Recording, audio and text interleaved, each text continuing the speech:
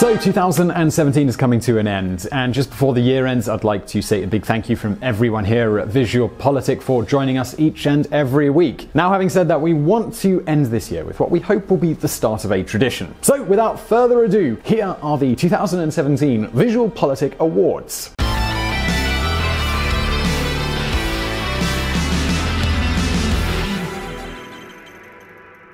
First of all, just a quick note here, we decided to give out 4 awards because there are 4 of us here at VisualPolitik. So let's get into them. Due to his growing leadership and strong defense of civil rights, one of the VisualPolitik awards is for Justin Trudeau. Hi everyone, bonjour tout le monde, I'm Justin Trudeau.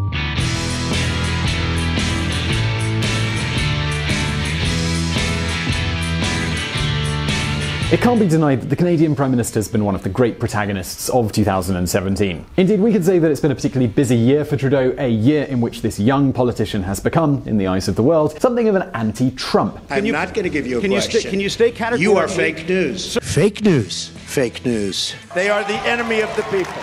This morning... Hey, guys. Hey, we have respect for journalists in this country. They ask tough questions and they're supposed to, okay? In the last 12 months, his actions in the field of human rights have been quite extensive. So how about we look at some examples? Well, the Prime Minister kicked off the year with the Welcome to Canada campaign, which aimed to welcome refugees. And we could say that he's really succeeded. And he's made the European Union look bad at the same time because of their lack of commitment on the issue.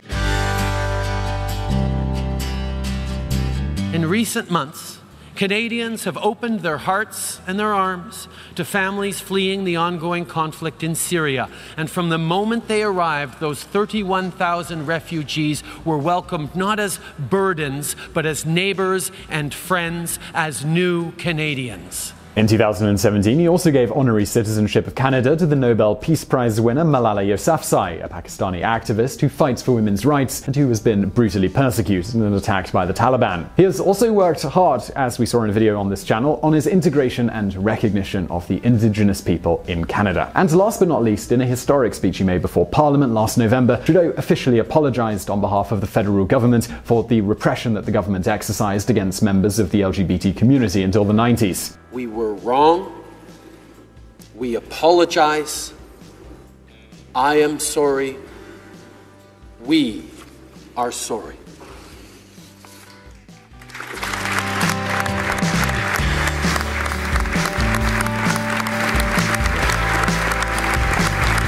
But that's not all.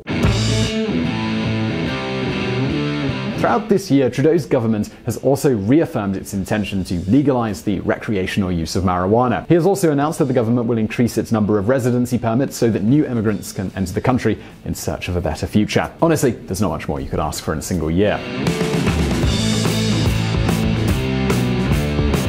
But some of you might now be thinking, well, okay, there's lots of civil rights stuff, Simon, but couldn't this just be a distraction from the state of their economy, which really isn't working? Well, actually, no, because in matters of economy, it's not actually looking that bad either. The Canadian economy expects to close 2017 with 3% growth and its lowest unemployment rate in 10 years. Along these same lines, in 2017, Trudeau ratified his free trade agreement with the European Union. He has also set his sights on Asia, especially China. China will soon be the largest market in the world.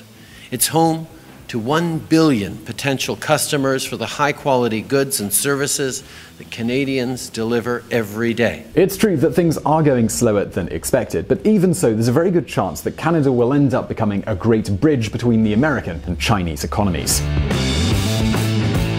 Yes, that is right, folks, and while we may not completely agree with Justin Trudeau's agenda, we do think that he is contributing to the construction of a better and freer world for all. So, from all of us, congratulations, Justin.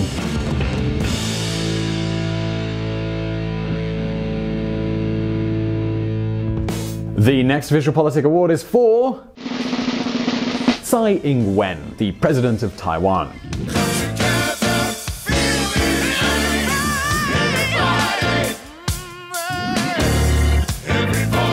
And this prize is a bit special and somewhat different because with it we won't recognize political success, but rather the ability to resist. Allow me to explain. We decided to give this award to Tsai Ing-wen for 2 main reasons. First, for being the first female president of Taiwan and for being a symbol to other East Asian societies. I think the young people are generally excited about this idea of having a woman to lead the country. They thought this was rather trendy. And second, for her firm will to defend Taiwan's democracy and freedom in the face of Beijing's desire for reunification. Because let's not forget that this country has one of the most flourishing and alive democracies in the region, and China, as you may know, is a dictatorship. The fact is that 2017 has been a difficult year for the island and for its president.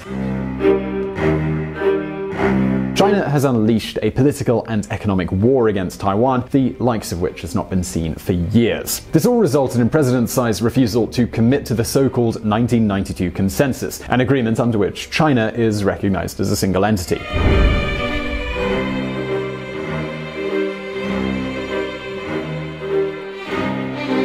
And of course, if something's clear, it is that all this economic and political pressure poses a huge problem for this country. 40% of its exports currently depend on mainland China. However, dear viewer, far from surrendering, Tsai Ing-wen's government has reinforced its political strategy to seek and consolidate alternatives to China, mainly opening up to the Southeast Asian, Australian, and New Zealand markets. This is known as the New Southbound Policy. And so far the results have been pretty good. Trade with these countries is growing strongly at rates of 7%. The Taiwanese economy has also regained some vigor, and investors have regained confidence in this country. This has resulted in quite a bit of pressure on China. So, well, even though we don't like some of the things about this government, such as their slowness when facing reforms, we really believe that their spirit of resistance to Chinese pressure justifies this choice.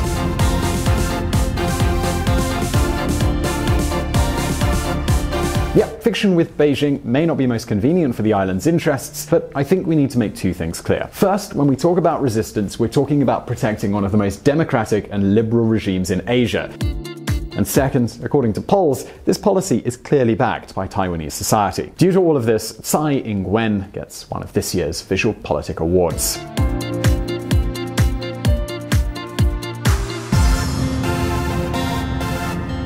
So let's continue, and this next award, it doesn't just go to one politician, but it goes to an entire political party. And this would be the Czech Pirate Party. Všichni kradou, povídal, opakoval 4 roky, jenom k tomu nedodal, že mezi ně patří taky. And so now you might be wondering, well, why are we giving this award to the Czech pirates? Well, that's because they came in third in the Czech parliamentary elections that occurred this year, being the second most voted for pirate party on the planet, only surpassed by the Icelandic Pirate Party. The first question to be answered here is, well, what does the Pirate Party stand for? Well, the pirate ideology, or as they like to call it, the pirate movement, it was born in Sweden in the year 2005. They wanted to protect online privacy and to reform copyright laws. This is why they're called the Pirate Party. According to them, copyright laws are needless barriers for entrepreneurs and only help big corporations stay on top. Okay, so just hold on a second here, because I know what you're thinking now. Does this mean that we at VisualPolitik are against copyright and intellectual property law? Well, far from it, because the truth is that the pirate movement, it has changed a lot since 2005. Now their manifesto covers far more than what it started with, from economic to foreign policy. In fact, there's now a big difference between the pirate parties in different countries. Just like a Swedish social democrat is totally different from a Spanish social democrat, an Icelandic pirate is seldom similar to a Czech pirate. So, well, what do the Czech pirates stand for?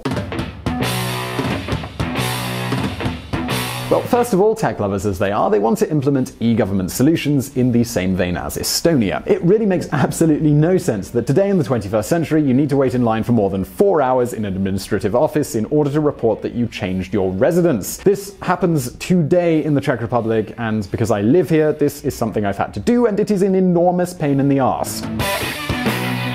And listen, this kind of bureaucracy madness, it is not only time-consuming, but it's also a big share of the government's budget. Estonia has saved millions thanks to these reforms, and they should be a model for other countries. Plus, the Czech pirates, they stand for freedom of movement, freedom of speech, and fiscal responsibility. During their campaign, they avoided the temptation of promising more spending or giving grants to anyone, which was especially alluring in an election full of populist candidates. And on top of all that, well, they want to legalize weed.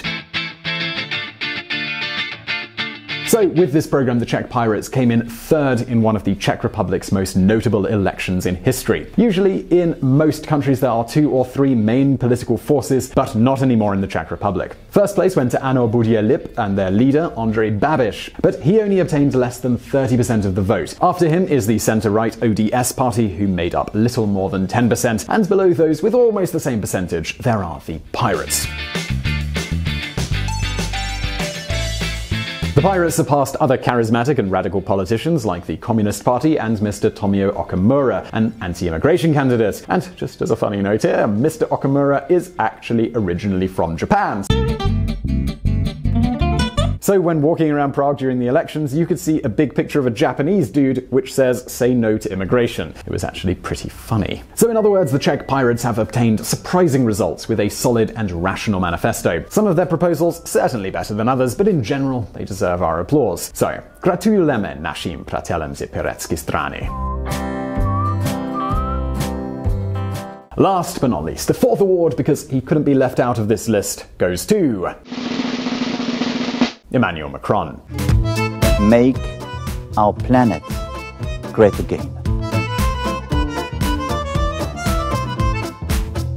Well, what can we say about Mr. Macron? He is one of the biggest surprises of the year. First of all, he had to create his own political party from zero. Yes, you heard that right. He started his political career as the finance minister inside the Social Democrat government of Manuel Valls, but he was not affiliated with that party. He was an independent, hired because of his achievements working in the finance industry. I want France to be a startup nation, meaning both a nation that works with and for the startups, but also a nation that thinks and moves like a startup. And make no mistake here, he has not had an easy job. France has been in crisis for years. As we said in this other video, the country used to be one of the world's biggest economies, but now its companies find it hard to compete in the international market. Part of this is due to their economic policies. The truth is that for decades, France followed the ideology of Charles de Gaulle, a man who led the country's economy as if it was an army. De Gaulle was obsessed with protecting French companies from the outside world. But the world is rather different today, and Macron wants a 180-degree shift from this French economic theory.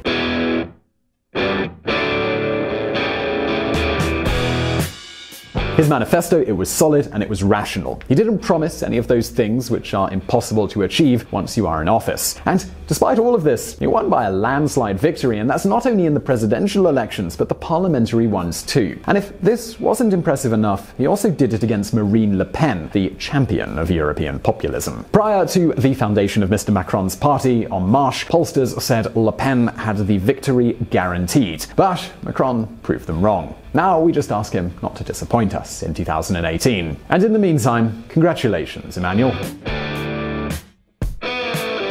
Well, these were the 2017 VisualPolitik Awards. I hope you enjoyed them. And just before I say goodbye today, I did want to wish you a happy 2018 and thank you for joining us every week on this channel. So to everyone watching, have a fantastic 2018 and I'll see you next year.